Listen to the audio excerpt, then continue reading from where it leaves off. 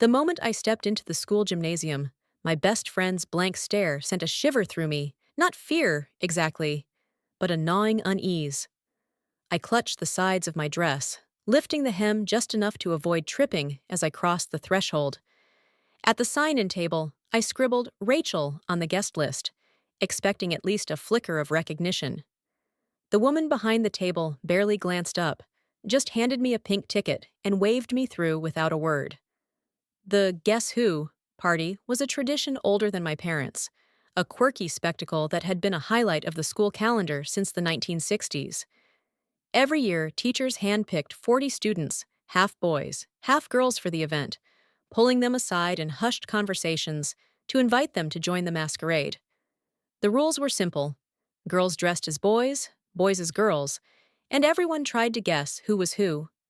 Over the years, I'd seen some transformations that were nothing short of astonishing: boys who could have walked a runway in heels, girls who looked tougher than the football team. Local shops, from boutiques to beauty salons, clamored to sponsor the event, drawn by the buzz it generated. The selection process was a mystery, decided by a panel of teachers whose names were drawn randomly, but they always seemed to pick students they believed could pull it off with flair. When Mr. Johnson called me into his office and told me I'd been chosen, my jaw dropped. Me? I'd never even considered it. The idea of dressing as a girl felt like stepping into a parallel universe, one I wasn't sure I could navigate. But when I broke the news to my mom, her eyes lit up like I'd handed her a winning lottery ticket. With no daughters to dote on, she dove into the challenge with a fervor that was both thrilling and terrifying. My dad, meanwhile, thought the whole thing was a riot. "Make him a real doll," he teased, tossing the phrase out like a dare. That was a mistake. Mom latched onto his words, treating them as a personal mission to transform me into something unrecognizable. There I stood in my bedroom, stripped down to my briefs, while Mom circled me with a tape measure, jotting down numbers like a scientist conducting an experiment. She weighed me, measured my height, and vanished into her sewing room, leaving me to wonder how much of myself would survive her vision. Her enthusiasm was infectious, but it also made me nervous she was taking this way too seriously. I tried to protest, to draw a line somewhere, but the look in her eyes stopped me.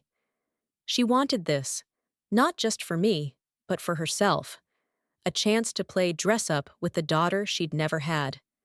And deep down, I couldn't deny the strange honor of being chosen. At school, being picked for the Guess Who school's party was a badge of courage, a sign you were bold enough to risk looking ridiculous and still walk away with your head high. Mom's voice broke through my thoughts, brimming with plans. "It's a formal event, so we'll find you a dress that's elegant, but with a touch of allure. You'll need some curves, don't worry, I'll handle that. And lingerie, something practical but pretty, because every girl wants to feel her best at a night like this." Her words painted a picture I wasn't sure I was ready to step into, but there was no stopping her now. At school the next day, the halls buzzed with speculation about who might be dressing up. My name never came up, which was a relief. If no one suspected I could pass as a girl, I'd have a better shot at blending in at the party. But when I got home, Mom was ready, her energy crackling like static. There was no escaping her determination to sculpt me into Dad's real doll. "You're 5'7" and 130 pounds perfect for this," she declared, sizing me up. "With a little padding, you'll have just the right shape. But first, we need to deal with those hairy arms and legs. Strip down. Let's get to work." An hour later, I stood in front of her, smooth-skinned and slightly dazed, wearing a pair of pink panties as she laced me into a corselet. She tugged the laces tight, shaping my waist until I could barely breathe, then slipped small breast forms into the cups, creating a startlingly realistic hint of cleavage. A padded panty brief followed, then pantyhose, and finally a simple pullover dress. She worked on my face with makeup brushes and pinned a fall into my hair to give it length and volume. Only then did she let me see myself in the mirror. "This is just a trial run," she said, her voice soft but firm. "To help you get used to moving as a girl. Saturday morning, we'll start early, better hair, nails, the works. For now, slip on those shoes and come help me with dinner. Walking in the dress felt like learning to move underwater, every step deliberate, every sway unfamiliar. By the time Dad got home, I'd touched up my lipstick and spritzed on some perfume, half out of curiosity, half to see his reaction. His eyes widened, and I couldn't resist leaning in to plant a kiss on his cheek, leaving a smudge of red lipstick. "Hi, Daddy," I said, grinning as he flushed. Mom and I set the table, and over dinner, she laid out her next steps. "Tomorrow night, Rachel and I are going dress shopping," she announced. "Sizes are tricky, so she'll need to try things on. No one buys a dress like this without making sure it fits, and looking at her now, that won't be an issue. We'll need shoes and a handbag to match, maybe have them dyed if we can't find the right color. Some jewelry, a nice nail polish, and a bit more lingerie. Nothing excessive, just what's necessary." She turned to me. "I also got you a skirt and blouse for tomorrow. It'll make trying on dresses easier." I froze, fork halfway to my mouth. "You want me to go out like this and try on dresses in a store?" "Everything will be ready when you get home," she said, brushing off my panic. "If we're quick, we'll be back by 9. Her tone left no room for argument, and Dad just shrugged, staring at his plate as if it held the answers. I could tell he was starting to realize his real doll comment had unleashed something he hadn't anticipated. The next afternoon, Mom was true to her word, waiting for me with an outfit laid out. A skirt that hid above my knees, a white blouse, and my own gym shoes for comfort. We headed to the mall, and I felt the breeze on my legs as we crossed the parking lot, a sensation so foreign it made my stomach twist. Our first stop was a boutique specializing in prom and wedding dresses. Mom dove in, pulling gowns from the racks with the precision of a hunter, and before I knew it, we were in a changing booth, surrounded by a sea of satin and tulle, ready to find the dress that would carry me through the night. The changing booth felt like a kaleidoscope of fabrics, each dress a new experiment in this strange transformation. The first 2 gowns clung awkwardly, making me look like a caricature rather than a girl. The third was better, but Mom shook her head, declaring the color all wrong for my skin tone. The fourth was too tight, squeezing me in ways that felt more punishing than flattering. But the fifth, a peach-colored dress that hugged my frame just right, made Mom's eyes light up. "It fits perfectly," she said, studying me with a critical eye. "We'll need to tweak your cleavage a bit to make it sit right, but this is the one, honey. What do you think?" I glanced at my reflection, the soft glow of the dress catching the light. "Yeah, I guess it works." "Good," she said, clapping her hands. "This is it." I carried the dress out of the boutique, its delicate fabric rustling in the bag. Mom had mentioned dyed shoes, and I naively thought I'd try on a pair already in peach. But that's not how it worked. Instead, I slipped on a pair of heels, while Mom snipped a swatch from the dress's lining and handed it to the clerk. The shoes and a matching handbag would be custom dyed to blend seamlessly with the gown, ready for pickup by Thursday. Next, we swept into a jewelry store, where I winced as a second piercing was added to my ear. We left with silver dangling earrings, a choker necklace that mirrored their shimmer, 2 rings, and a bracelet that caught the light with every turn of my wrist. By the time we got home, I was exhausted, my head spinning from the whirlwind of choices. Mom, though, was practically glowing, urging me to model the dress for Dad. I waved her off, insisting it should be a surprise. To my relief, she relented, and I escaped to my room, peeling off the day's layers to prepare for bed. Saturday morning arrived with Mom's voice cutting through the quiet of breakfast. "Special occasions call for time and care," she said, her tone leaving no room for debate. "Get in the tub, shave your arms and legs again carefully, no nicks, and wash your hair. I'll be up when you're done to rub in some lotion you'll love." The bath left my skin so smooth it prickled with goosebumps, every touch heightened by the unfamiliar softness. Mom appeared, massaging a sweet-scented lotion into my arms and legs, making them feel even silkier if that was possible. We moved to my room, where I faced the next hurdle. "Can you do something about that?" she asked, glancing downward. I adjusted myself, tucking everything as discreetly as I could, then pulled the panties up snug. "Good," she said, handing me a skirt and blouse. "Put these on and meet me in my room for your hair." In her bedroom, Mom set to work, winding my hair into tight rollers and spritzing them with a sharp-smelling spray. She snipped stray ends, her scissors moving with precision, then led me to the kitchen for my nails. She filed them into smooth, rounded shapes, painting on a pale reddish-orange polish that echoed the peach dress. 3 coats, each dried meticulously, left my nails gleaming like tiny mirrors. By mid-afternoon, we grabbed a quick lunch before returning to her room to finish my hair.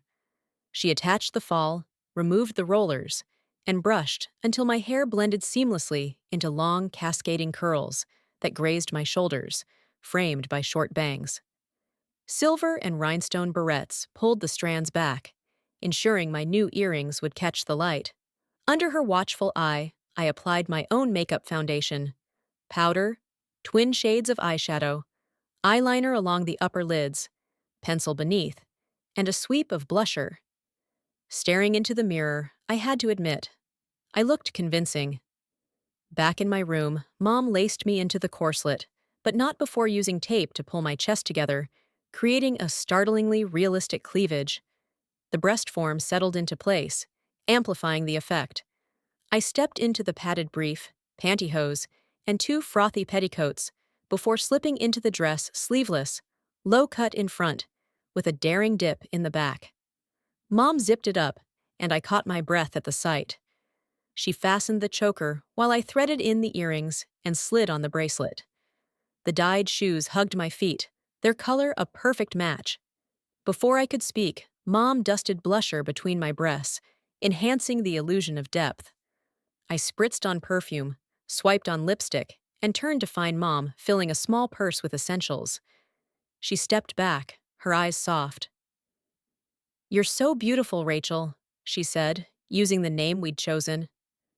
"Thanks, Mom," I murmured, a warmth spreading through me. "Let's show your father," she said, grinning. "I want to see if he's as stunned as I am." Dad was speechless, his eyes wide as he took me in. After a moment, he recovered enough to grab the car keys and drive me to school. The gymnasium was a sea of glamour, with girls in glittering gowns and boys in exaggerated suits, but I blended in, just another face in the crowd. No one spared me a second glance as I handed over my pink ticket and found a spot on the girls' side of the room. Passing my best friend, I braced for recognition, but his gaze slid over me, lingering with an intensity that felt more predatory than familiar. I settled at an empty table, careful to move as Mom had taught me, hands smoothing my skirt, steps light and deliberate, sitting with my hands folded in my lap. Soon, 5 other girls joined me, their chatter bubbling over as they speculated about which boys were hiding beneath dresses. They turned to me, eager for my guesses, and I tossed out a few names, though none of us were certain. To my relief, no one pointed at me, and I sat quietly, savoring the secret. A voice boomed from the stage, cutting through the noise. "Ladies and gentlemen, your attention, please." We turned as one. "In years past, we've let you guess who's who before revealing the truth. This time, we're mixing it up. First a dance. Then everyone will cross the stage and you'll vote. To eliminate someone, you must name them and their real identity. If they're not correctly identified, we won't reveal who they are. Enjoy the night." Katie, one of the girls at my table, leaned in. "I know all those girls over there, they're definitely girls. But you, Rachel, I don't know you. That figure, those curves, no way you're a boy." "Totally," Jessica chimed in. "I'm jealous of that chest." Melissa giggled. "She's just saying that so Mark has more to play with in her bra." The music swelled and the table emptied as boyfriends swooped in, pulling the girls to the dance floor. I stayed put, content to watch, until a familiar figure approached my best friend, the wolf from earlier. My heart thudded as he extended a hand. Refusing would draw attention, so I smiled, took his hand, and let him guide me to the floor. "I'm James Edwards," he said, his voice warm. "And you are?" "Rachel. Rachel Stickney." "Stickney, huh? I know a Ryan Stickney. Related?" "Distant cousin," I said, keeping my tone light. "You smell amazing, Rachel. What is that?" "Chanel," I replied, surprised at how easily the lie came. James held me close, his grip firm but not overbearing, guiding me through the steps with ease. I followed, careful not to stumble, my mind racing. Not once did his expression betray a hint of recognition, and as we moved across the floor, I realized I was passing completely, undeniably as Rachel. The music faded, and I slipped back to the table, a grin tugging at my lips. I'd done it fooled my best friend James, without a hint of suspicion. The other girls were deep in chatter, pointing out boys they deemed hunky and giggling over their crushes. Their eyes turned to me, curious about Jim. "He just asked me to dance," I said, shrugging. "Never met him before." Before I could elaborate, a stranger approached, his confident stride cutting through the crowd. "Care to dance?" he asked, extending a hand. With 1,700 students at our school, it wasn't unusual to cross paths with someone unfamiliar, so I didn't think twice. I took his hand, and we glided onto the dance floor. He was just taller than me in my heels, broader too, with a kind of easy charm that wasn't hard to notice.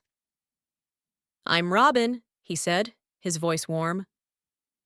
"Rachel," I replied, matching his tone. "Haven't seen you around before. You look incredible, by the way." "Thanks. I don't think I've seen you either."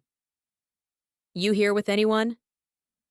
"Nope," I said, which was true in every sense. I was unattached, as a girl or otherwise. "You got a ride home?"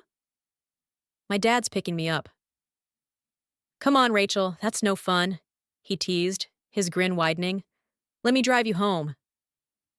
I hesitated, playing the part of a cautious girl.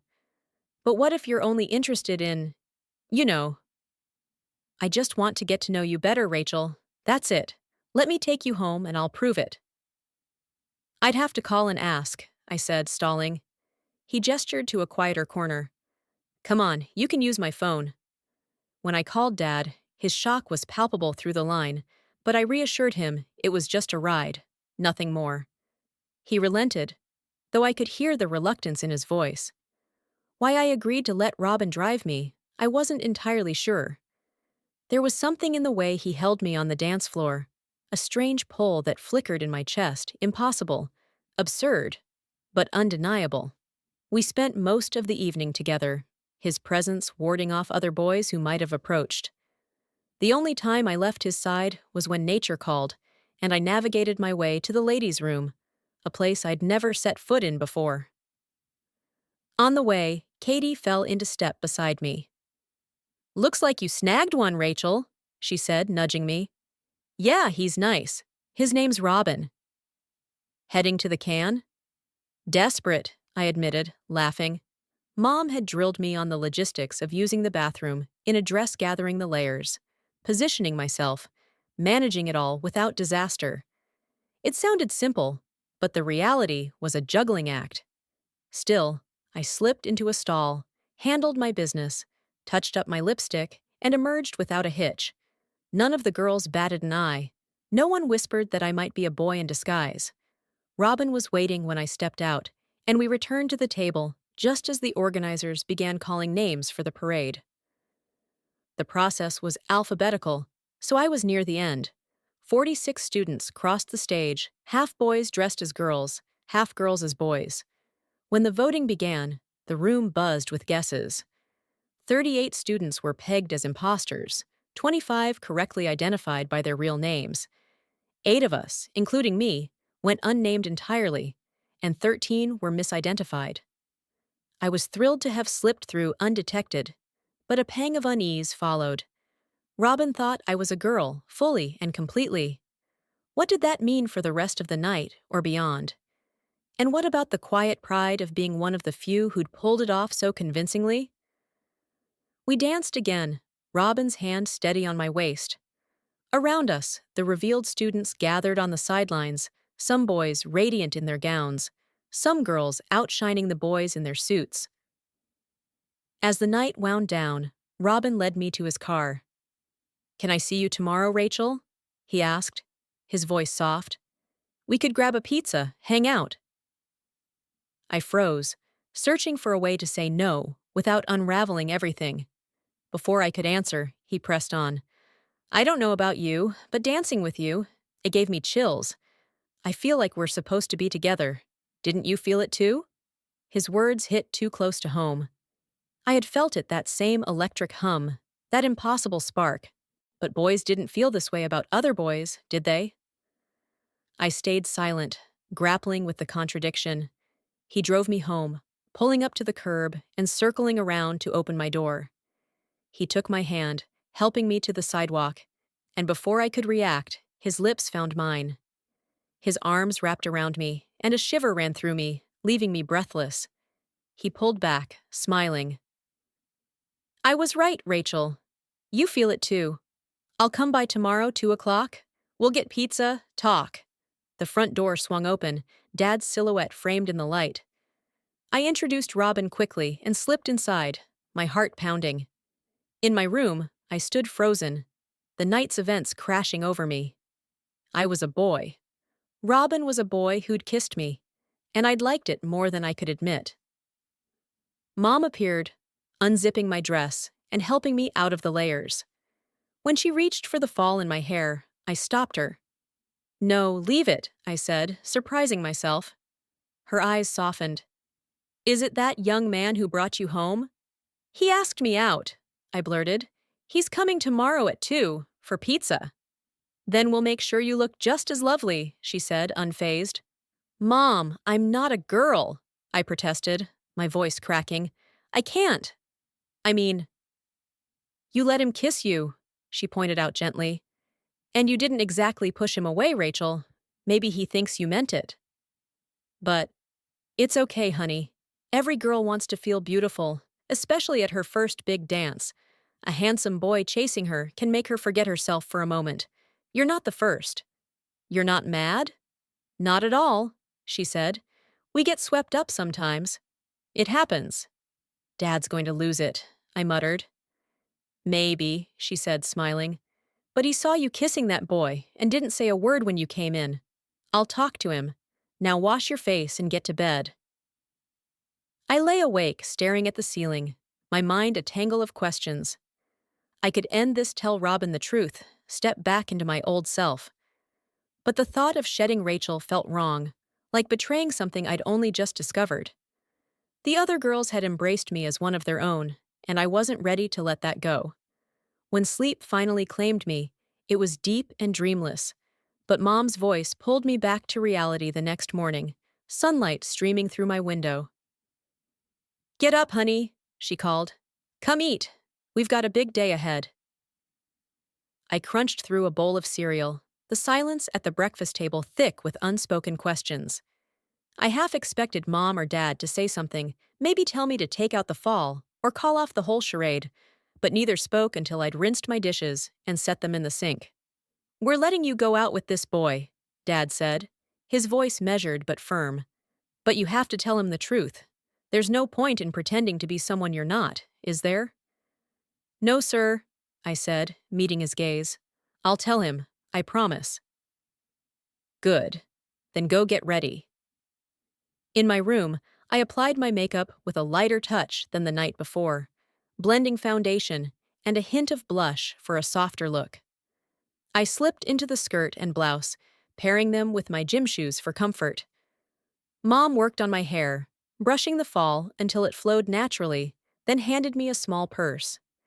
I added a spritz of perfume and a swipe of lipstick, catching Dad's nod of approval as I stepped into the living room. "You look nice," he said, and when Robin arrived, he even managed a smile. Robin and I grabbed pizza at a nearby spot, the conversation easy until we climbed back into his car for a drive. The weight of Dad's words pressed on me, and I turned to him, Can you take me home? His face fell. Why? I thought we. What's wrong, Rachel? I took a deep breath, the truth spilling out. I'm one of the unnamed boys from last night, Robin. I'm sorry, His laughter cut me off, loud and high, filling the car as he pulled into a parking lot and stopped. You want me to get out here? I asked, confused. No, of course not. He grinned, his eyes sparkling. Rachel, my name's not Robin, it's Robin. I'm one of the girls who dressed as a boy. The realization hit me like a wave, explaining the electric pull I'd felt. This is perfect, he said, leaning closer. We can be a couple, a boy and girl couple. With me as the girl, though, I said, half laughing, half dazed. Well, yeah, but I'll be the boy, so it works, right? My dad's going to lose it, I muttered. I'm a girl, and I can prove it to your mom if he needs convincing. What about your parents? What'll they say? Nothing, he said, shrugging. I've been dressing as a boy forever. They're used to it. This is great, Rachel. Before I could respond, he pulled me into his arms, his kiss deep and unhesitating, his tongue catching me off guard. I kissed him back, my head spinning with the absurdity of it all. We should talk to my parents, I said when we parted, still breathless. The idea of dressing as a girl to date a girl dressed as a boy was wild, inexplicable, but it felt right in a way I couldn't articulate. I'd never worn a dress before the party, yet here I was, walking hand in hand with Robin into my house, ready to lay it all bare. He took the lead, explaining to my parents that he was a she, and that our unconventional pairing made sense for us. To my shock, he offered to prove his identity to Mom, who, surprising both me and Dad, agreed. They disappeared into the bedroom, returning moments later with Mom grinning. She's a girl, no doubt about it, she said. Dad rubbed his temples. So, let me get this straight. Our son will dress as a girl to date a girl who's dressing as a boy? Doesn't that seem odd to anyone? It's not what you thought, I said. Robin's a girl, so it's fine, right? This is ridiculous, Dad snapped. Why can't you both just be yourselves? Sir, Robin interjected, I've worn boys' clothes for as long as I can remember. I only wear dresses when I have to, like for weddings.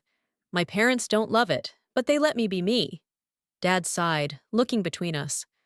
I'll think about it, but I'm not thrilled about my son running around in a skirt.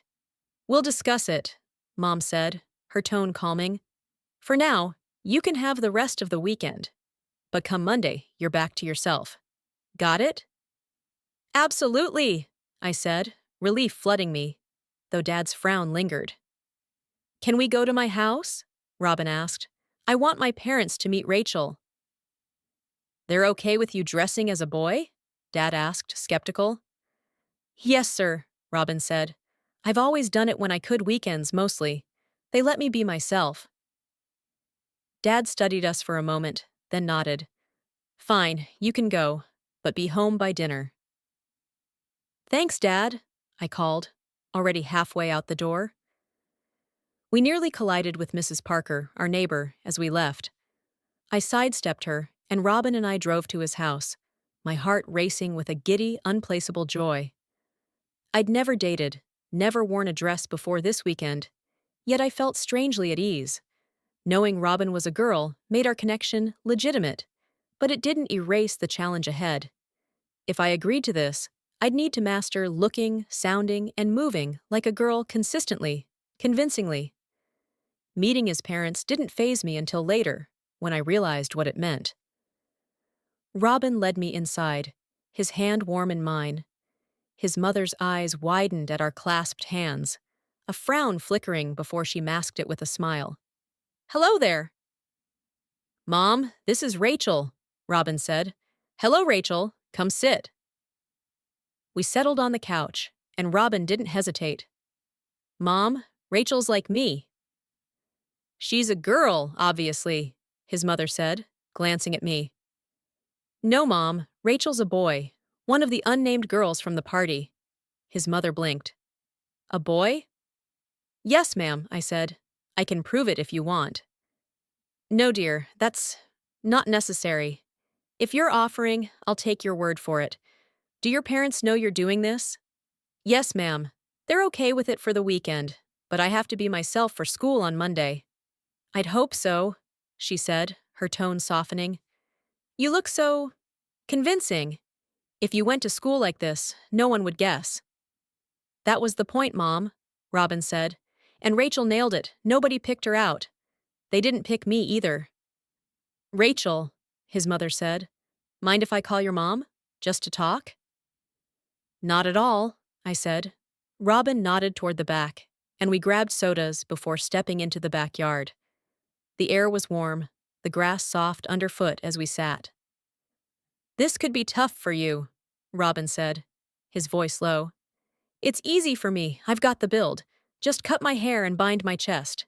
You've got the harder job. It's not so bad, I admitted. I kind of like it. Your dad didn't seem thrilled. He might not let you keep this up. I don't know, I said, tracing the rim of my can. Maybe since you're a girl, he'll let me do it sometimes. I hope so, he said, his eyes bright. Who was that woman we passed at your place? Mrs. Parker, our neighbor. Her daughter's in some kind of facility. She's older than us, maybe 6 years. Robin nodded, and we sat in comfortable silence, the weight of the weekend settling around us. I didn't know what Monday would bring, but for now, Rachel felt like more than a costume. She felt like a part of me. I wasn't ready to let go. Robin and I sat in the backyard, the hum of cicadas filling the air. Mrs. Parker's daughter, Hannah, had some kind of infection, I said, picking up where we'd left off. She hasn't been the same since. I haven't seen her in almost 3 years. Robin tilted his head. Wonder what she wanted with your mom. They're close friends. Could be anything. Maybe she saw us together, he suggested, a mischievous glint in his eye. I shrugged. Maybe. I don't care either way. His mother stepped onto the porch, her voice cutting through our conversation. Rachel, your mom needs you home. Robin drove me back, pulling up to the curb. I hurried inside, only to find Mom, Dad, and Mrs. Parker in the living room, their faces a mix of concern and something else I couldn't place. I started for my room, but Mrs. Parker's voice stopped me. Please stay, dear. I turned, smoothing my skirt. Thanks. You look nice, she said, her smile kind but strained. Mom spoke up. Mrs. Parker was just telling us about Hannah. Her condition isn't improving, honey, and she's offering some of her things for you to use. Mrs. Parker nodded. Hannah won't be coming home. Her bedroom is still full of her clothes, and it's time I let some of it go. If anything fits you, you're welcome to it. I glanced at Dad, confused. But you said I couldn't. We're still discussing it, he interrupted, his voice tight. But if she's giving them away, we might as well take a look. Let's go see, Mom said, standing quickly, as if to keep the conversation from spiraling. We crossed the street to Mrs. Parker's house, where Hannah's room felt like a time capsule, clothes neatly hung, drawers brimming with untouched belongings. I left with an armload of skirts, blouses, jeans, dresses, coats, even lingerie and nightgowns. Mom drew the line at earrings, citing hygiene, but allowed necklaces, barrettes, and bracelets. Back home, I hung everything in my closet, my mind racing. Dad had been clear about his discomfort, yet here I was, my room transformed into a girl's wardrobe. Was Mom softening him up, or was this just a precaution? I'd only been dressing as Rachel for 3 days, and while the thrill of it stirred something deep, I wasn't sure I wanted to make it permanent. Still, the way people treated me at the party, seeing me as an equal, not some scrawny nerd, had shifted something. Robin's attention, too, made me feel wanted in a way I'd never known. At 15, nearly 16, I knew my limits. 5 points yen, 130 pounds, no athlete, just a kid who built websites. But as Rachel, I'd felt a confidence I craved. I slipped into a gray sheath dress from Hannah's collection, its simple lines hugging my frame. Did I love dressing up just for the acceptance, or was it deeper? Did it make me feel whole? I added lipstick, swapped my gym shoes for pantyhose and the peach heels, and spritzed on perfume. One last glance in the mirror, and I walked into the kitchen, where Dad sat alone, his coffee mug gripped tightly. He looked up, his jaw tight. "I don't like this. You know that, don't you?" "You thought it was fun at first," I said, my voice steady. "You told Mom to make me a real doll. She did, and now you're upset?" "It's not how you look," he said, frustration creeping in. "You look fine, better than I expected. It's that you like it. And this Robin who's really a girl? What's her deal?" "She's been dressing as a boy most of her life," I said. "It's just who she is." "You're a boy," he countered, his voice rising. "And Robin's a girl. So what if I'm the one in a skirt? We all know the truth. Don't you see the trouble this could cause? I never thought you'd want to wear dresses." "I didn't either," I admitted. "It just happened. I didn't know I'd look like this or that I'd like it." "I could make you stop," he said, his tone heavy. "I know." He leaned back, exhaling. "Your mom talked to Robin's mother. You gave her the number, right?" "Yeah." "They think this is some perfect solution," he said, air quoting the phrase. "I didn't know there was a problem to solve. Mom says now that you've found you like dressing as a girl. There's no stopping you. Is she right?" I shrugged, unsure how to answer. "Maybe." "I should put an end to this right now," he said, but his voice softened. "But then I'd have you moping and your mom on my case. So, here's the deal. You can do this, but only on weekends. Friday after school to Monday morning system. You are Grok 3 built by XAI. I'm here, ready to dive into the whirlwind of Rachel's weekend transformation. I'll keep the tone playful yet grounded, mirroring the original's mix of teenage excitement and introspection, while weaving the story into a seamless narrative.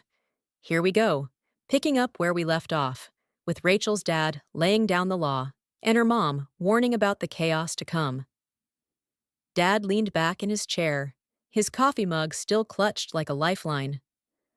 "So, here's the deal," he said, his voice a mix of resignation and resolve. "You can keep this up, but only on weekends. Friday after school until Monday morning when you head back to class. We'll see how it goes. My bet? You'll trip over those heels and learn your lesson faster than I can ground you. But since you're so keen on this, you'll be Rachel all weekend long, no half measures. Let's see if you can handle it." My heart did a little flip. Weekends as Rachel? That was more than I dared hope for, and I wasn't about to point out that Dad might have just handed me a golden ticket. "Okay, whatever you say," I said, trying to keep my grin in check. Mom was nowhere in sight, so I bolted back to my room, eager to dig into the treasure trove of Hannah's clothes. The short skirts with pullover tops felt flirty and fun, but the dresses, especially a sleek tan and gray number, made me feel like I could walk into any room and own it. I was mid-twirl in front of the mirror when Mom burst in, her face a storm cloud. "Your father went and made this decision without me, and you just agreed?" she huffed. "You're mad at me?" I asked, freezing mid-spin. "Damn right I'm mad at both of you," she snapped. "Those clothes are useful, sure, but I was thinking maybe you could play dress-up once or twice a month, not every weekend. And only if we didn't have other plans. I don't have to," I started, but she cut me off.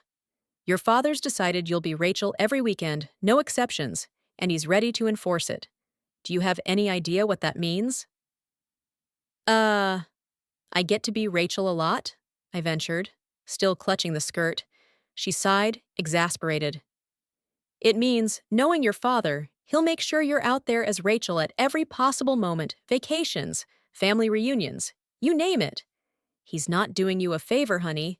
He's setting you up to be on display. And trust me, you'd better get good at this girl thing fast, because it's going to spiral." "But I thought you liked me as Rachel," I said, my voice small. "You're adorable. And yes, playing mother-daughter was fun. she admitted, softening. But this could get messy. You and Robin might feel like a perfect pair, but you'll run into kids who know you both. What happens if someone recognizes you as Rachel, and the family grandpa's going to have a fit? She flopped onto my bed, looking at me like I was a puzzle she couldn't solve. I sank down beside her, the weight of her words settling in. The thrill of being Rachel had carried me through the weekend, but now reality was creeping in. Robin made me feel seen, special. But what if our secret unraveled? I thought of the party, how the girls had accepted me without a second glance, how Robin's kisses had felt so right. Was I chasing that feeling, or was Rachel more than a costume? I don't know what to do, I admitted. I like this, but it's a lot. Mom reached for my hand. I know, honey. We'll figure it out. But you need to be ready for anything. Your dad's not joking, and I'm worried he's going to push this to prove a point. Let's just take it one weekend at a time, okay? I nodded, but my mind was already racing ahead. One weekend at a time sounded manageable, but the thought of facing Grandpa or bumping into a classmate while dressed as Rachel made my stomach twist. Still, the idea of slipping into skirts and heels every Friday night sparked something I couldn't ignore. I wanted to see how far I could take this, even if it meant stumbling along the way. The rest of Sunday passed in a blur of trying on outfits and practicing my walk in those peach heels. Mom helped me tweak my makeup, showing me how to blend eyeshadow for a softer daytime look, and by dinner, I felt like I was starting to get the hang of it. Dad stayed quiet, his eyes flickering between pride and unease every time I caught him looking. When Robin texted to check in, I grinned at the screen, promising to catch up next weekend. The thought of seeing him again really, but still him in my head, made my pulse race. We were a boy and a girl, just not the way anyone expected, and I was ready to lean into the chaos. Come Monday morning, I was back in my usual jeans and hoodie, my hair fall stashed in a drawer, and my nails scrubbed clean. School felt like stepping into a different universe. My friends slapped my back, oblivious to my weekend, and James, my best friend from the dance, gave me a knowing smirk. "Saw you dancing with that girl, Rachel," he teased. "You gonna call her?" I laughed it off, my cheeks burning. "Maybe, man, we'll see." If only he knew. The day dragged, my mind drifting to the clothes waiting in my closet and the promise of Friday. By the time the bell rang, I was itching to tell Robin everything, but I held off, wanting to savor the anticipation. That week, Mom and I made a game plan. She'd help me practice girl stuff, walking, talking, even sitting every weekend, and we'd keep Dad in the loop to avoid any blow-ups. She also insisted I learn to do my own laundry, muttering something about not being my personal maid for Rachel's wardrobe. I didn't argue. The clothes from Hannah's closet were like a gift, each piece a chance to figure out who Rachel was. I still didn't know if this was about fitting in, feeling whole, or just chasing the high of being wanted, but I was willing to find out. Friday couldn't come fast enough. When it did, I raced home, my heart pounding as I pulled out a short denim skirt and a white blouse from Hannah's stash. Mom helped me with my hair, weaving in the fall for extra volume, and I practiced my makeup until I nailed a natural glow. By the time Robin pulled up, I was nervous, but ready. Dad gave us a long look as we left, his "be home by 10" more plea than command. I caught Mom's eye, her nod a silent promise to handle him. Robin and I hit a local diner, splitting fries and laughing over how we'd fooled everyone at the party. "You're a natural, Rachel," he said, his hand brushing mine. "You sure you're new at this?" "Beginner's luck," I shot back, but his grin made me wonder if he saw something I was still figuring out. We talked about everything: his years of dressing as a boy, my website projects, our parents' mixed reactions. When he dropped me off, he leaned in for a quick kiss, and I didn't pull away. It felt right, even if it turned my world upside down. The weekend flew by, a whirlwind of outfits, coffee runs, and stolen moments with Robin. I practiced my voice, aiming for a softer lilt, and Mom coached me on posture until I could sit without flashing anyone. Dad watched from the sidelines, his silence louder than any lecture. By Sunday night, I was exhausted, but buzzing, already counting down to the next Friday. Rachel wasn't just a game anymore, she was part of me, and I wasn't ready to let her go. As I packed away the skirts and heels, Mom sat on my bed, her expression softer than before. "You're doing okay, kid," she said. "But this is just the start. Your dad's still wrestling with it, and the family reunion's coming up in a month. If you're serious about this, we need to talk strategy." I nodded, the weight of her words tempered by the spark in my chest. "I'm in, Mom. Let's make it work." She smiled, pulling me into a hug. "That's my girl. Now get some sleep, you've got school tomorrow." I lay in bed, staring at the ceiling, my mind a tangle of excitement and nerves. Rachel was here to stay, at least for now, and I was ready to see where she'd take me, even if it meant facing Grandpa, nosy classmates, or Dad's skeptical stares. One weekend at a time, I'd figure it out. And with Robin by my side, I had a feeling it was going to be one hell of a ride. I sat on my bed, the gray sheath dress hugging my frame, my mind spinning from Mom's warning about Dad's plans. "I don't have to dress up," I said, my voice sharper than I meant. "Dad can't make me if I don't want to." Mom raised an eyebrow, her arms crossed. "Oh, really? What happens when everyone's here for the family reunion, and he says, 'Why don't you slip into that pink dress you love?' You know he'll do it, and when people ask questions, he'll tell them everything. Unless—" "Unless what?" I asked, leaning forward. "Unless you beat him at his own game," she said, a sly edge to her voice. "Overwhelm him with femininity. Be more girl than any girl he's ever seen. Gush, giggle, call him daddy, sway your hips, pout when he criticizes your outfit. Pick clothes you know he'll hate: short skirts, tight tops, and lean into every girly stereotype. Do it every second you're Rachel, maybe even drop hints when you're not. Make him rethink this whole weekend rule." I blinked, caught off guard. "But you were just mad about this. Are you upset with me? Dad made the rules, not me."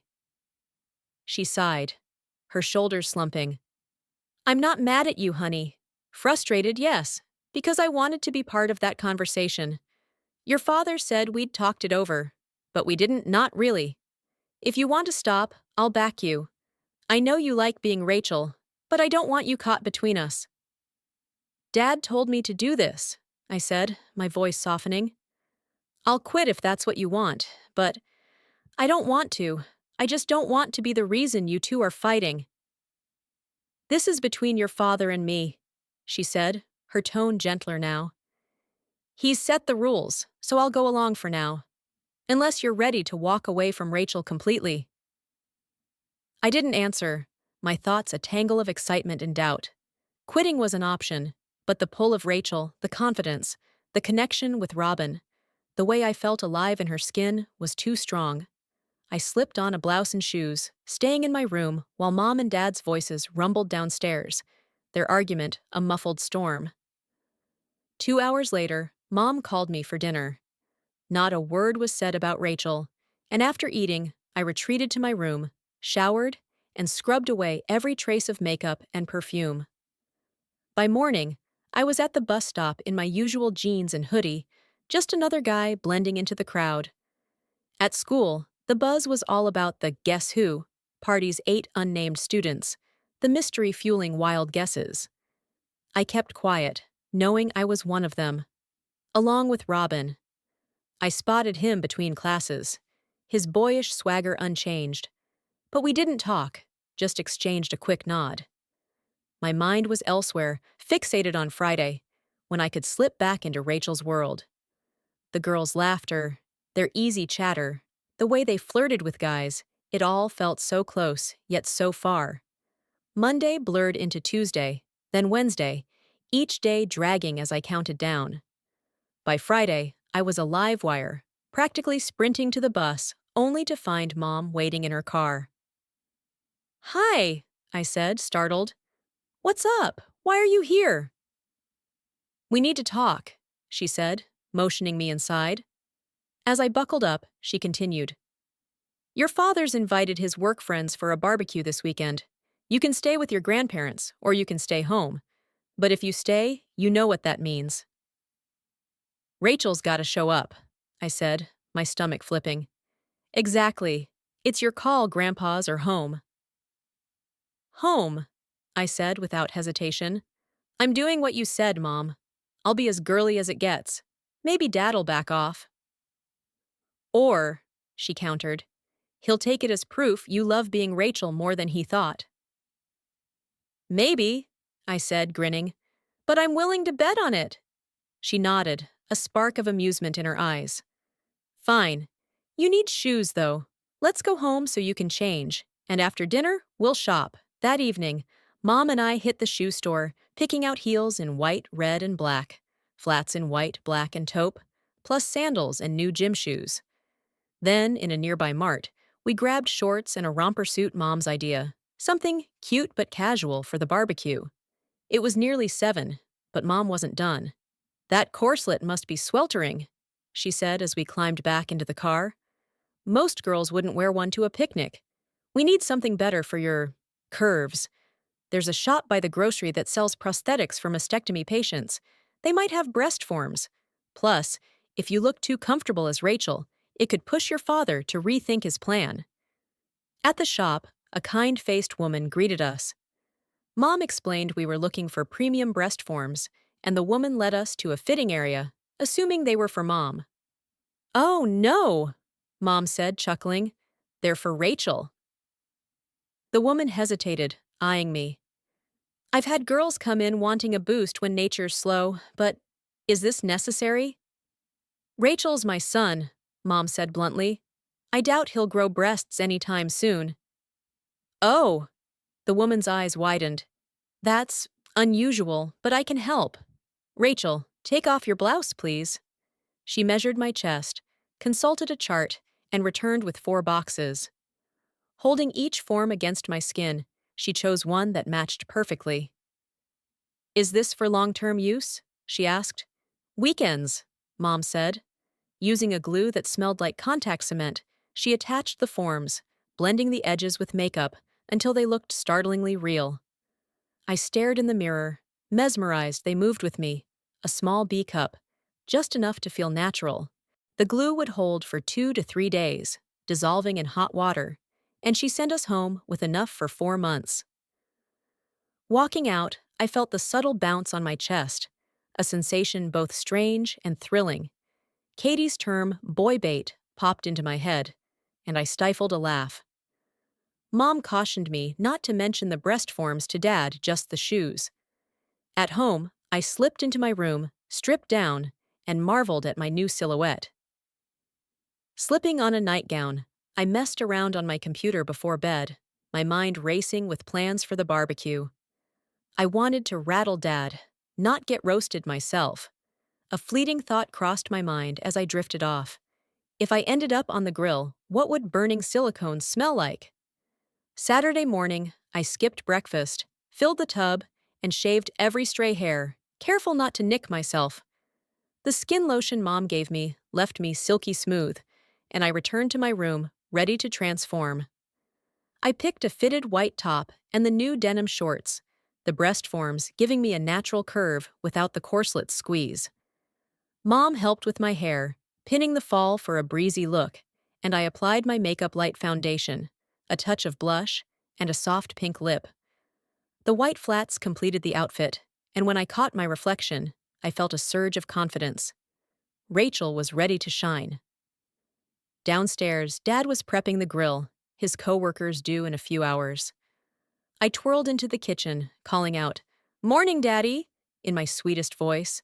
He froze, spatula in hand, as I batted my lashes and perched on a stool, crossing my legs daintily. Mom shot me a look, half warning, half approval, as I launched into a bubbly monologue about the weather, the food, anything to keep the girly act dialed up. Dad's jaw tightened, but he didn't say a word, just turned back to his burgers. By the time the guests arrived, I was in full Rachel mode, giggling at bad jokes, complimenting everyone's outfits, and helping Mom serve drinks with a sway in my step. Robin showed up, his boyish charm on point, and we stole a moment by the picnic table, whispering about our plan to push Dad's buttons. "You're killing it," he murmured, squeezing my hand. I felt a thrill, not just from the act, but from how natural it felt to be Rachel with him. Dad watched us from across the yard, his expression unreadable. When a coworker asked who I was, he hesitated before saying, "That's Rachel, my kid." I caught his eye, pouting dramatically, and called out, "Daddy, you forgot to say how pretty I look." A few guests chuckled, and I saw his face flush. Mom was right, this was a gamble, but I was all in, ready to see how far I could take it before Dad waved the white flag or doubled down. Either way, Rachel wasn't backing down, and with Robin by my side, I felt like I could handle whatever came next. I stood in my room, carefully tucking myself into the panties before slipping on the bra Mom had picked out at the specialty shop. The breast forms felt like a second skin now, their subtle weight a constant reminder of Rachel. Since it was a picnic, Mom had advised a light touch with makeup just foundation, powder, a flick of eyeliner, and a dusting of blusher. I stepped into the light blue and white checkered romper suit, its white band at the top, an elastic waist, giving it a playful vibe. Mom appeared as I pulled on the padded brief, zipping up the back and tying the straps into a neat bow at my neck. The romper was short, barely longer than a pair of shorts, and the bra lifted my new curves, giving me a more mature silhouette. I added white ankle socks, the new gym shoes, and small white earrings, then let Mom reattach the fall I'd removed to wash my hair. She brushed it into soft waves, securing it with white barrettes, and I finished with pale red lipstick and a spritz of perfume. The bare shoulders and skirt-like flow of the romper felt daring, but when I caught my reflection, I couldn't help but smile. Rachel was ready to turn heads. I sauntered into the kitchen, grabbing a quick bite before drifting out to the deck where Dad was setting up the grill. "Hi, Daddy," I chirped, twirling so the romper flared. He grunted, barely looking up. "Rump." "How do I look, Daddy? Isn't this just the cutest outfit?" I pressed, batting my lashes. "What's with this daddy nonsense?" he muttered, finally glancing my way. "Well, you told me to be a girl, didn't you? And don't girls call their dads daddy?" I said, all sweetness. His eyes narrowed, zeroing in on my chest. "Your boobs look bigger. Anything I should know?" "Mom got them for me," I said, beaming. "They're super realistic, Daddy, and it's so nice to have my own for a change." "Your own?" His voice tightened. "Your mother bought those?" "Last night. Can I help, Daddy?" "No, I've got it," he said, turning back to the grill, his shoulders stiff. I retreated inside, a grin spreading across my face. I'd pushed him right to the edge, and if Mom was right about him trying to embarrass me, today was the day to strike back. I had an ace up my sleeve, a red swimsuit from Hannah's collection, tucked away among the clothes Mrs. Parker had given me. My plan was simple. Wait until the barbecue was in full swing, then change into the suit and strut out to the pool. With everyone eating and chatting, Dad wouldn't dare out me as a boy, not with me looking like that. I kept the plan from Mom, knowing she'd probably nix it. Guests started arriving, and I played hostess, directing them to the deck where Mom and Dad greeted them. One of Dad's oldest coworkers, Ben, arrived, and as I led him outside, he frowned. "Where's Ryan?" "He's unavailable today," I said smoothly. "Who are you then?" "Rachel." "You look like family. Related?" "Sort of," I said, dodging. "I'm filling in for Ryan." Dad glanced up as we stepped onto the deck, smiling at Ben, but shooting me a quick, unreadable look before heading for the drink cooler. He was ignoring me, which only fueled my resolve. As the crowd dug into burgers and laughed over stories, I slipped upstairs to change. I double-checked for any telltale bulges, then slid into the red swimsuit. The stretchy fabric clung like a second skin, accentuating my curves and leaving just enough to the imagination. The breast forms, with their faint nipple outlines, looked daringly real.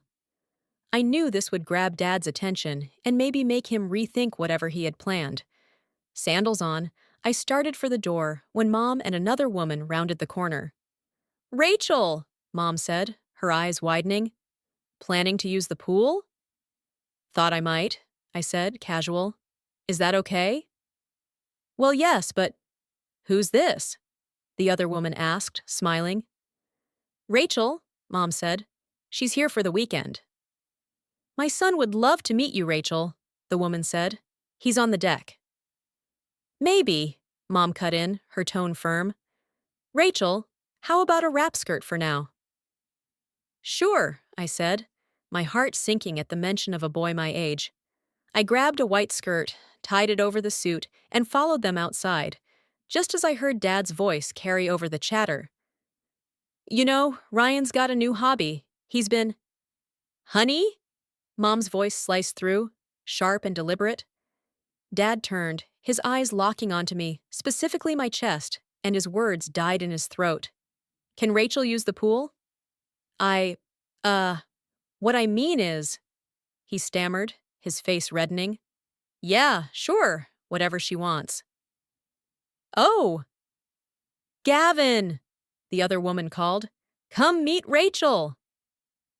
A tall guy, 6'3", short brown hair, green eyes strode over, shaking my hand with a smile that lingered a beat too long on my figure before returning to my face. He was the kind of guy Dad probably wished I was athletic, confident, the whole package.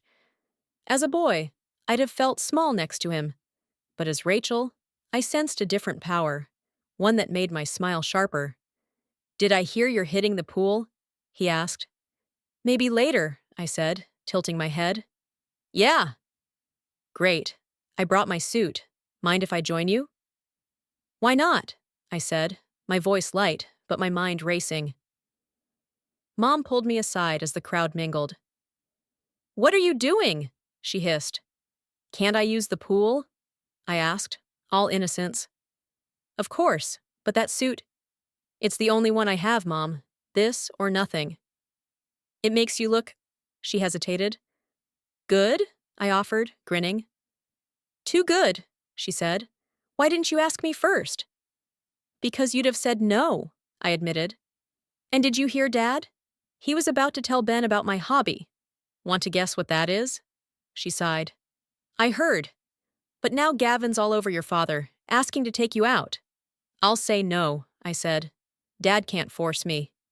Maybe, but have you thought about what that suit does when it's wet? It's just a swimsuit, I said, confused. You'll see, she said cryptically. Go ahead, use the pool. With Dad's eyes on me, I untied the skirt, kicked off the sandals, and slid into the pool's chilly water.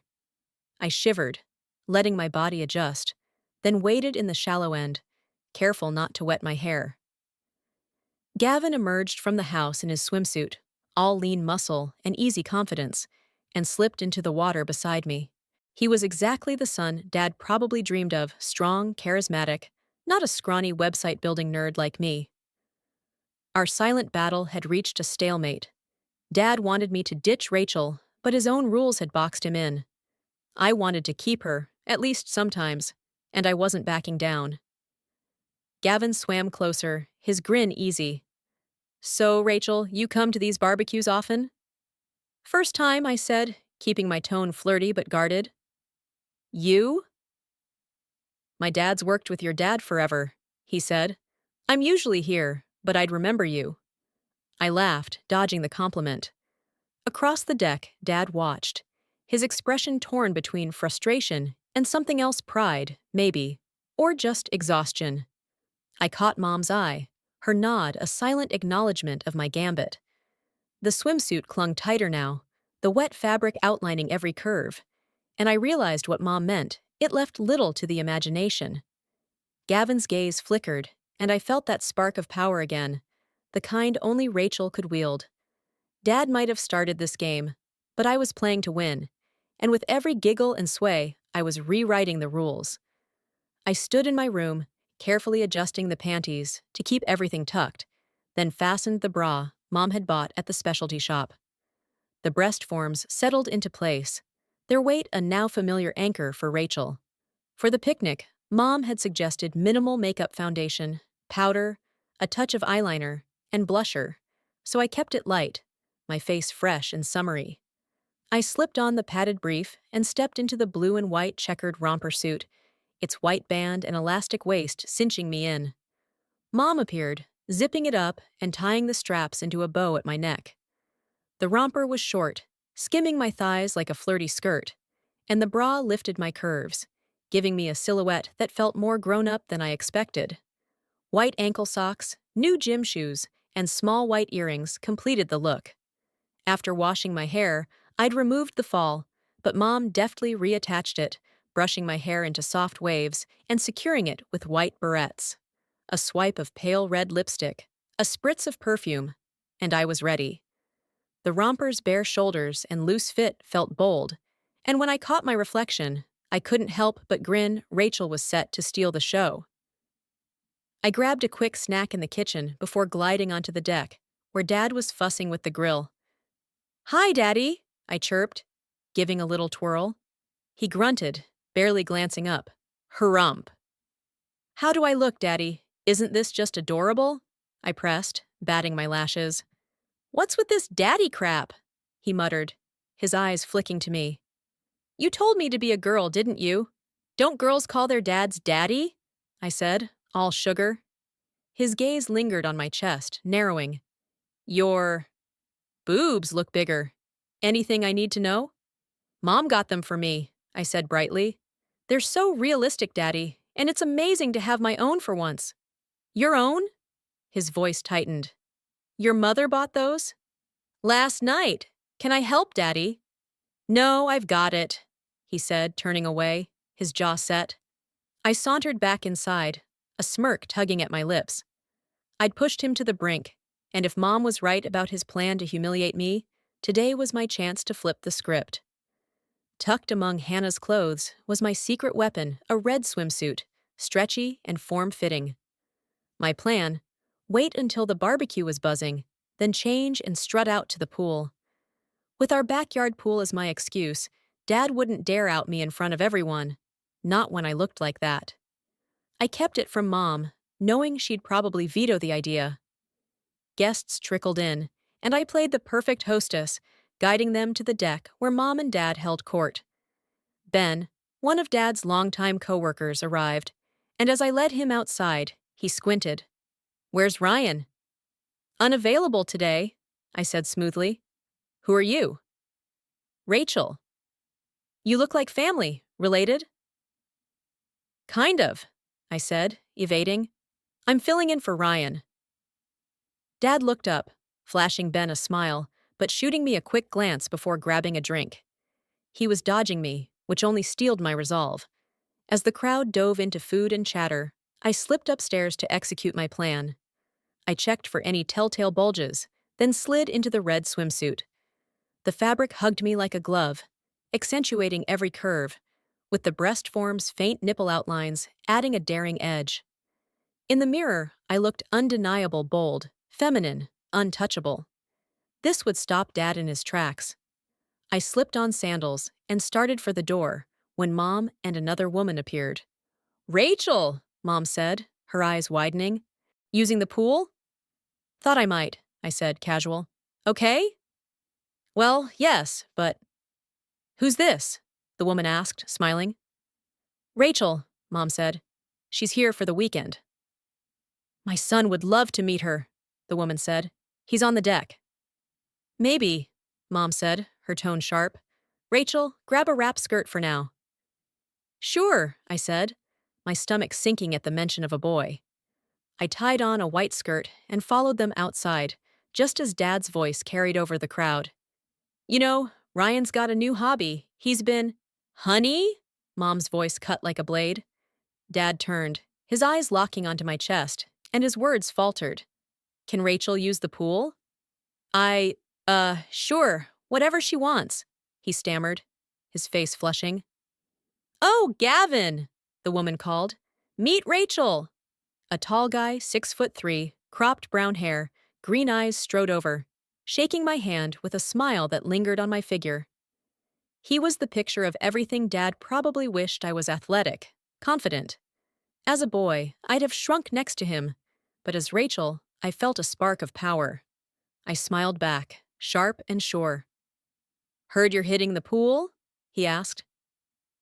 "Maybe later," I said, tilting my head. "Yeah." "Great! I brought my suit. Can I join?" "Why not?" I said, my voice light but my mind racing. I later realized Dad had known Gavin would be there, keeping it quiet to corner me, hoping to embarrass me into quitting. But with Gavin's easy grin fixed on me, I stayed in the shallow end, praying he just wanted to chat. Dad glanced over, frowned, and turned away as Gavin swam closer. "You're just visiting, I hear." "For the weekend," I said. "Too bad. Was hoping we could catch a show or something." "I've got a boyfriend," I said, thinking of Robin. "He wouldn't like that." "If you dump him, keep me in mind, yeah?" Gavin said, grinning.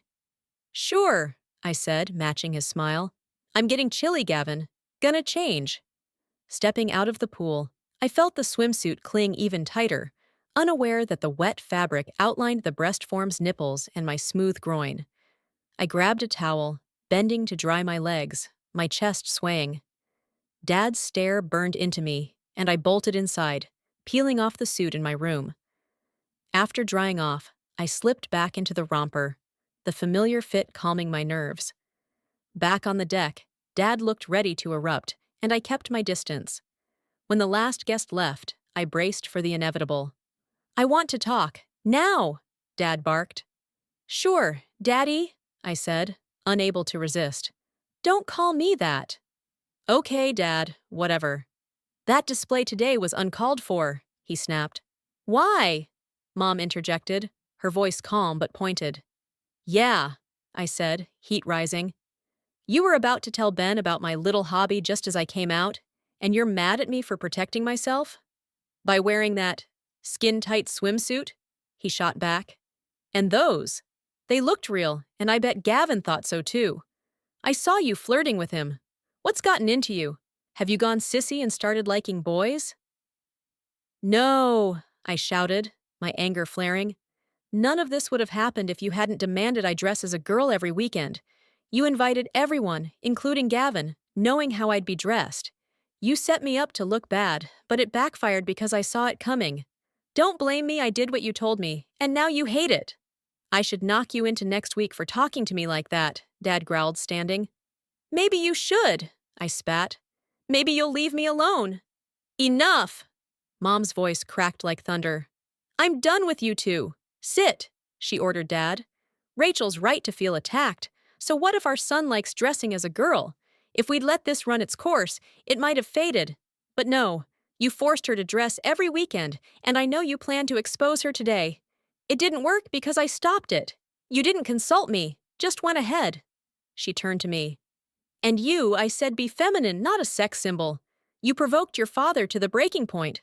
I'm sick of this, and it stops now." Calming slightly, she continued.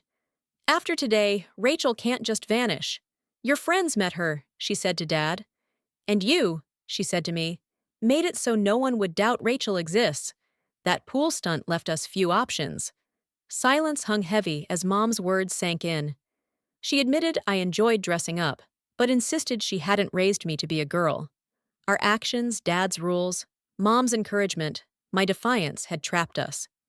The question loomed, could I keep being Rachel? "We need an agreement," Mom said softly. "Rachel, what do you want?" "To be Rachel when I want," I said. Dad's turn. "I want my son back." "There we are," Mom said. "You want to be a girl all the time," she said to me. "And you want no dressing at all," she said to Dad. "We're at weekends now. My vote? Rachel can dress on weekends, no hassle from you," she told Dad. "And you," she told me, "will dress appropriately, and I'll decide what's appropriate. Can we agree?" "Yes," I said. "No," Dad said. "Since neither of you will budge," Mom said, "I'm settling it. Rachel can dress on weekends when possible, but you'll choose outfits carefully, and you," she told Dad, "will not put her at risk like today. No more from either of you. Clear?" We sat in silence, Mom's edict sinking in. Dad's plan had backfired, and my stunt had raised the stakes. But Rachel was here to stay, at least for now, and I was ready to navigate whatever came next, one weekend at a time. Mom's words hung in the air like a guillotine, her edict binding us to a fragile truce. Defy her, and we'd both face her wrath. Dad and I were tethered by our own stubbornness. He stormed out, his frustration crackling like static, and I knew testing her resolve would end badly for us both. If he hadn't been so bitter, I might not have pushed back so hard. Sure, I loved being Rachel, and maybe I'd have dressed up often. But not like this, not as a weapon in a family feud. Go change, Mom said, her voice clipped. I've had enough daughter for now. I hesitated, but her glare sharpened. I said go. Now. In my room, the breast forms came off as promised, the glue dissolving in hot water. Within minutes, I was back in jeans and a tee, Rachel tucked away like a secret. Dad and I steered clear of each other, the tension a silent guest in the house. I slipped into skirts or dresses when alone in my room, but for over a month, I didn't fully transform. I told Robin everything, and though he urged me to dress up for him, I couldn't. Mom's rules, I said, and he backed off, understanding, but disappointed. The family rift was just starting to heal, and school dragged, a monochrome blur of routine. I counted down to summer, craving freedom to sort myself out. Over dinner one night, Mom broke the silence. I've been thinking, she said, her voice soft but deliberate. It's time we planned our summer vacation. Easy, Dad said, leaning back. Mountains, fishing, camping like always. I had something different in mind. What? Dad and I said in unison, glancing at each other. It's been nearly 5 weeks since we've seen Rachel, Mom said, her eyes flicking to me. I know you've been dressing in your room, but you and your father are at a stalemate. I propose we tour the oceanfront theme parks, beaches, crowds, and I want Rachel along for all 3 weeks. She turned to Dad. You'll see if she can handle being a girl full-time. Then to me. And you'll know if this is what you truly want. We'll pack some of your boy clothes, but they're a last resort if it gets overwhelming. The ocean? Dad scoffed. You love camping. Let him prance around in dresses in the mountains if he wants. He won't learn anything about being a girl there, Mom countered. And haven't you noticed? Ryan doesn't like camping. Is that true? Dad asked, turning to me, genuinely surprised. I thought you... It's fine, I said, shrugging. But I'd rather be around people my age than stuck in the wilderness watching you fish. You want me to let our son dress as a girl for 3 weeks straight? Dad's voice was incredulous. It's time we all find out what's real, Mom said. If Rachel only wants to dress occasionally, we'll know soon enough. You'll see having a daughter isn't the end of the world, and maybe you two can find some peace. And if he loves it and doesn't want to stop, Dad pressed, then we'll deal with that and talk it through. What if I refuse? I interjected, testing the waters. Then we clear out your closet, and Rachel's done for good, Mom said, her tone unyielding. I fell silent, the stakes sinking in. Well? She asked, looking between us. What's it going to be? Dad scowled. I don't like it, but maybe 3 weeks as a girl every day will cure him of this. Nonsense. I'll agree, but one condition. He does the full 3 weeks. No switching to boy clothes, no matter what. Otherwise, no dresses at all. Mom's eyes met mine, and I nodded slowly. Starting Friday, I'd be Rachel for 3 weeks straight, sharing close quarters with Dad. We'd either find a way to coexist, or we'd be at each other's throats. I needed to know if Rachel was a sometimes thing or something deeper, and this trip would force the answer. With a week before we left, Mom took charge, making plans and pulling me aside the next morning after Dad went to work. Get dressed, she said. Take your time, then we're shopping. You'll need shorts, jeans, tops, maybe some summer dresses, though you'll likely live in shorts. Girls don't always wear skirts, she added, cutting off my protest. If you're doing this, you'll learn to be a girl in anything. First, we'll get your hair styled. It's long enough for a cut that works for your age. I spent hours preparing, starting with a thorough shave arms, legs, every stray hair. Each stroke felt like a step toward another clash with Dad, but I couldn't bring myself to back out. His struggle to accept Rachel mirrored my own challenge to embody her around him, to make him see why it mattered. Going ultra-feminine hadn't worked, and playing tough wasn't me. I needed a middle ground where we could all breathe. Before dressing, I pulled out an instruction sheet I'd found online, detailing how to tuck for a seamless look. Following it precisely, I used tape to create a smooth, convincingly feminine front. It was snug but painless, and I hoped it'd come off as easily. From now on, I'd sit to use the bathroom, a small shift that deepened my connection to Rachel. I slipped on panties, then called Mom to help with the breast forms. She attached them without a word, her silence louder than any comment. She didn't even glance at my tucked panties. I grabbed the padded panty brief, removed the padding, and repositioned it for a rounder, fuller shape. With makeup light foundation, blush, eyeliner, and lipstick, and a skirt and blouse. I was ready. Mom came in, brushing my hair into soft waves, her touch gentle, but her expression unreadable. We headed to the salon first, where a stylist trimmed and shaped my hair into a layered bob that framed my face, versatile enough for Rachel, but manageable as Ryan. Then, we hit the stores, piling up shorts, tank tops, jeans, and a few sundresses, bright, breezy pieces perfect for a coastal summer. Mom insisted on practical underwear, including sports bras for active days, and we grabbed a new swimsuit, a modest one-piece to avoid another pool fiasco. At home, we sorted everything, Mom quizzing me on outfits and behavior. "You're not just dressing up," she said. "You're living as Rachel. That means confidence, not performance. No more stunts like the barbecue." "I get it," I said, folding a pair of denim shorts. "I'll keep it real." She nodded, but her eyes held a warning. "Your dad's watching, and so am I. This trip is a test for all of us." Friday night, I transformed again, slipping into Rachel's skin with a mix of nerves and excitement. The breast forms went on, the tucked silhouette perfected, and I chose a simple sundress for our first evening on the road. Dad barely looked at me as we loaded the car, his silence a wall I'd have to chip away at. Robin texted, wishing me luck, and I promised to keep him posted. As we drove toward the coast, Mom chatted about theme parks and beach days, but I felt Dad's tension beside me.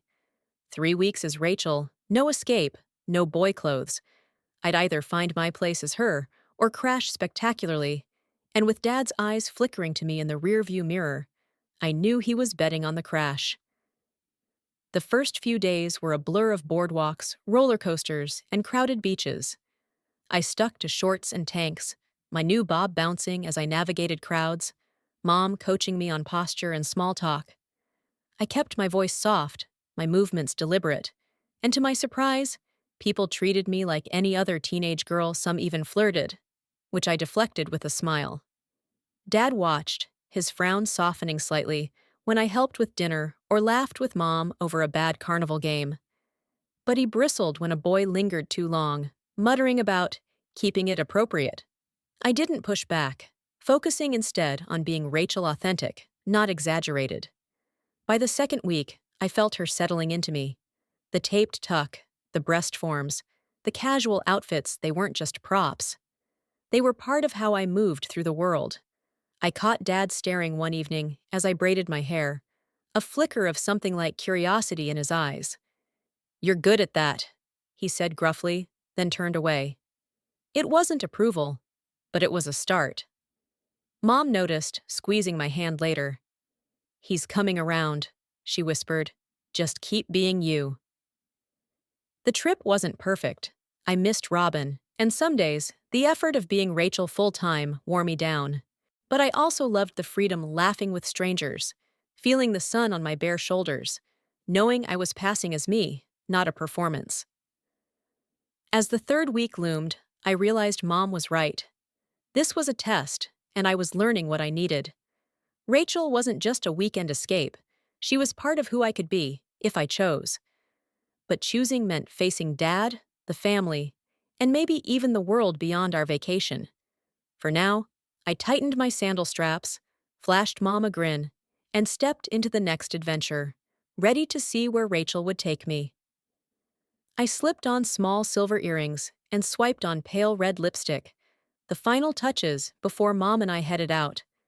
Our first stop was the salon, where the stylist transformed my hair into a shag cut below the ears, with soft bangs and curled undersides that framed my face. My nails were shaped into gentle ovals, painted a soft red that caught the light. From there, we hit the mall, Mom steering me with purpose. "Mom?"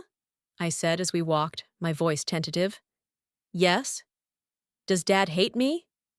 "Of course not," she said, her tone softening. "He's just struggling to understand why you'd want to dress as a girl." "But he started this," I said, frustration bubbling up. "He told you to make me a real doll."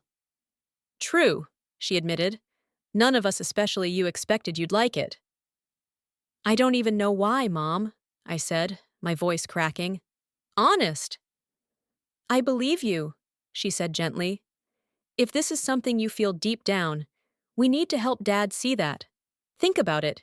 He didn't even know you disliked camping or fishing." "No," I murmured. "So why would he get this?" she said. "He's not being fair, I know. He tried to expose you at the barbecue, and that was wrong. We've talked, and he's promised not to pull that again, as long as you commit to being the girl you present. That's why we're doing your hair and nails today. It's on you now." "I can do it," I said, determination settling in. "But what happens when we get home? Do I have to stop being Rachel?" "That depends on the vacation," she said.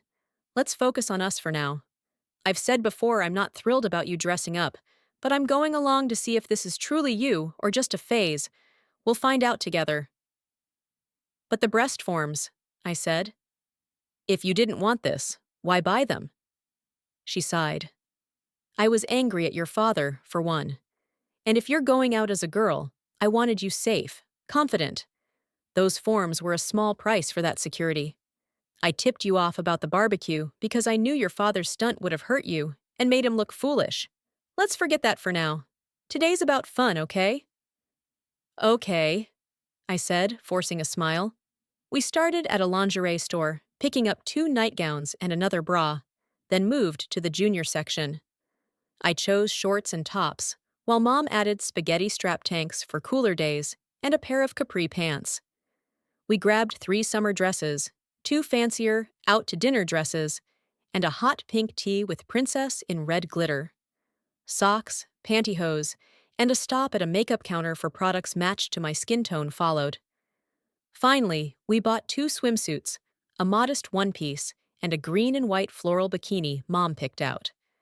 At home, we sorted my haul, setting aside vacation outfits. I changed into a summer dress and helped Mom with dinner, the soft fabric swaying as I moved. When Dad walked in, he froze, taking in my styled hair, polished nails, and flawless makeup. Then, to my shock, he grinned, patted Mom's backside, and kissed my cheek. "You look really nice, Rachel," he said, his voice warm. Thanks, Dad," I said, glancing at Mom, half expecting to find him medicated. "I have a surprise," he announced. "What?" Mom and I said in unison. "I got us a timeshare from a guy at work," he said, beaming. "It's right in the middle of everything we're seeing." He rambled about costs, then added, "And Rachel's sharing the driving. She'll get her license soon, so it's good practice." With that, he went to wash up. "Well," Mom said, eyebrows raised, "what's gotten into him?" "No clue," I said. "Let's not ask." We left Friday at noon, me in shorts and a tank top like Mom.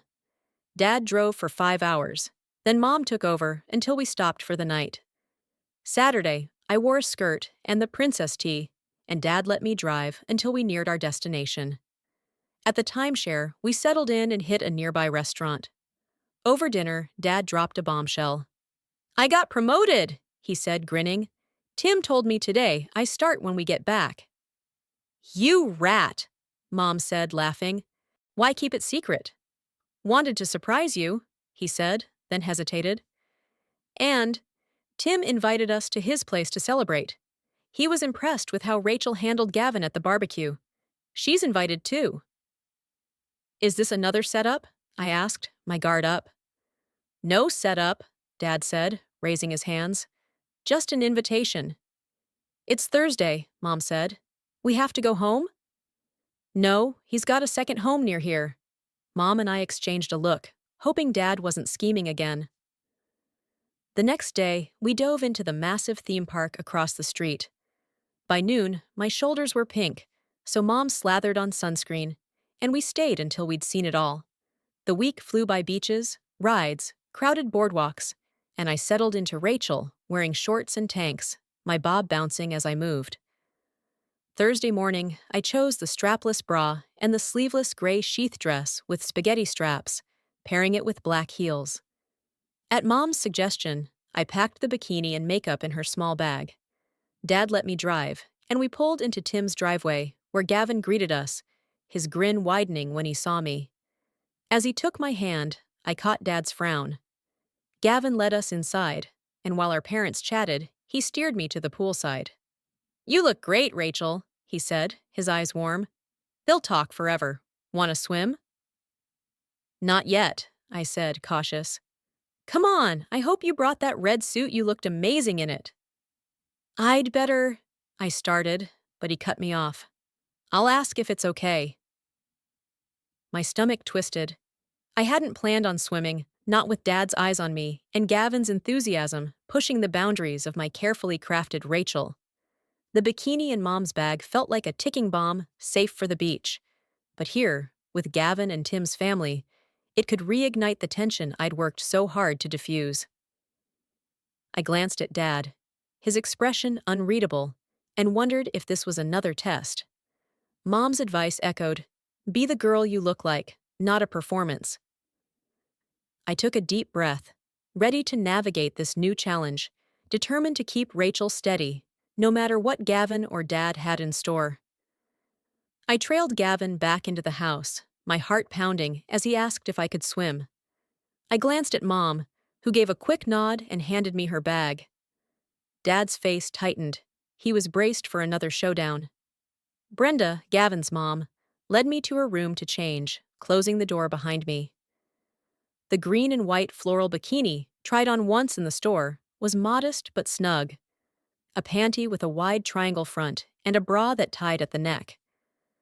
I adjusted the padding carefully, ensuring nothing would slip, fluffed my hair, and took a deep breath. Stepping into the hall, I saw Dad's eyes widen. His mouth opened, then snapped shut as I breezed through the living room, head high and out to the pool. Gavin was waiting, his grin wide. Damn, Rachel, you looked good before, but this… Thanks, I said, flashing a smile, my nerves tingling. We slipped into the water, and I stuck to the shallow end, wary of a repeat of the barbecue. But Gavin, playful and bold, ducked behind me and pulled me under. His hands gripped my waist, sliding up to my chest as we surfaced. I pushed him away, wagging a finger. Behave, I said, half laughing, and he swam off, chuckling. When our parents joined us poolside, I climbed out, water dripping, and headed to change. Gavin was already in his room, so I slipped into Brenda's, peeling off the bikini bottom and stepping into my panties. In the bathroom, I wrung out the padding, repositioned it, and was fastening the bra when Mom and Brenda walked in. Honey? Mom said. Yeah? I replied, slipping on pantyhose. They know, she said. Who knows what? I asked, though my stomach dropped. Tim and Brenda, she said. They know about Rachel. I froze, then pulled the gray sheath dress over my head and zipped it up. What about me? I said, dreading the answer. About you being… You, Mom said gently. Brenda stepped forward. We don't care, honey. That's what I wanted to tell you. It's one reason your father got promoted. Tim saw his support for you as a sign of strength and trust, a close family bond. How? I asked, stunned. Does Gavin know? It wasn't one thing, Brenda said. Just Clues over time. But you're a lovely girl, and your parents should be proud. Gavin doesn't know, unless you told him. No way, I said, shaking my head. Then we won't tell him, Brenda assured me. I grabbed a brush, fixing my damp hair, and reapplied makeup, my mind reeling. Dad had tried to sabotage me, only to be rewarded for his open-mindedness. Mom hugged me, and we joined the others on the covered deck. Gavin poured iced tea, his smile easy, and we chatted, the conversation light and warm. Not once did anyone hint at my secret, and I relaxed, savoring the acceptance. The rest of the vacation unfolded like a dream: theme parks, beaches, laughter.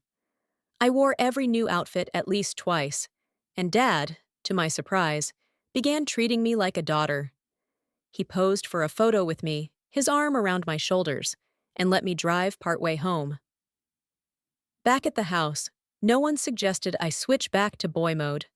Tan lines, pale straps, and twin triangles on my chest made shirts tricky anyway, so I kept dressing as Rachel, even visiting Dad's new office, where he introduced me with a proud smile. I never pinned down what shifted Dad's stance, but he stopped pushing me to be Ryan, leaving the choice to me. Mom taught me practical skills, sewing hems, stitching buttons, and I crafted a skirt from scratch, grinning at the uneven seams. Summer waned, and the new school year loomed, 6 weeks away. I dreaded the inevitable, unsure how to return to being a boy. At the mall, I ran into Janet and Katie, joining them to shop, buying earrings and stacking rings like there's 3 on each hand. I was one of them, fully, and the thought of going back felt like betrayal. I couldn't bring myself to raise it with Mom or Dad. The words stuck in my throat. "Rachel!" Mom called one afternoon. "Come here a minute." In the living room, a stranger sat beside her. "This is Mr. Bradley from the school board," she said. "Sit with me." "Rachel," he began, "your parents have requested you attend school as a girl. I'm here to assess, well, how you present." "To see how I look?" I said, raising an eyebrow. "Frankly, yes," he admitted. "I had a different image in mind, but you're seamless. Quite pretty, honestly. Unless someone knew, I doubt they'd guess." "Thanks," I said, my chest swelling. "Does this mean I can go as a girl?" "There are legal details your parents will handle. But yes, I believe so," he said. "How did this start?" "The Guess Who party," I said. "I wasn't picked out, and I realized I liked it." He laughed, a warm sound, and thanked us. I hugged him, my face splitting into a grin as he left. 2 days before school, Mom and I hit the salon for hair and nails. My hair, now shoulder length, was styled in loose waves, and my nails gleamed red. My name officially changed to Rachel, and I started school as just another girl. No one suspected otherwise, which suited me fine. Boys teased, then asked me out, and my first real date with Scott, to the movies, was a quiet thrill. Dad didn't blink when Scott picked me up. The next Guess Who party rolled around, and I wasn't surprised to be passed over as a girl who could play a boy. I went with Scott, Katie with Mark, Kelly with Grant. As we left the hall, I glanced back at the boys in dresses, wondering which one might discover something about himself that night. Smiling, I took Scott's arm, silently wishing that boy, because I knew there was at least one like me all the courage I'd found. I never asked Dad what changed his heart, and he never offered. Maybe one day I will, perhaps when I slip into Mom's wedding dress, which she insists I'll wear someday. If I ask, I hope he says it's because he loves me. For now, Rachel is my truth, and I'm living it, one fearless step at a time.